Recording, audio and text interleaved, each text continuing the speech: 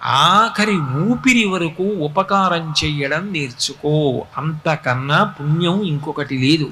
కురు పుణ్యం అహోరాత్రం అంటుంది శాస్త్రం. ఉపకారం చేయడానికి ఇది రాత్ర, ఇది పగల అని ఆలోచించకు. ఆయుర్దాయం ఈశ్వరుడిచ్చాడు, చేసే అవకాశం ఇచ్చాడు, అవకాశం విడిచిపెట్టకు. నీకు ఈశ్వరుడు ఏది ఇచ్చాడో అది సమాజ ప్రయోజనం గురించి వెచ్చించు. నీకు 4 మాటలు చెప్పగలిగిన శక్తినిస్తే 4 మంచి మాటలు చెప్పడానికి వెనకాడకు. ఎంత కష్టమైనా పడి వెళ్ళి 4 మంచి మాటలు చెప్పు. అందుకు రాజోపచారాలు వచ్చాయి. సంగీతం మీరు చూడండి, దేవాలయంలో పూజ అయిపోయిన తర్వాత గీతం శ్రావయామి, నృత్యం దర్శయామి, వాద్యం ఘోషయామి, ఇవన్నీ ఉంటాయి. కారణం ఏమిటంటే నృత్యం వచ్చిన వాళ్ళు 10 మంది ముందు నృత్యం చేస్తారు.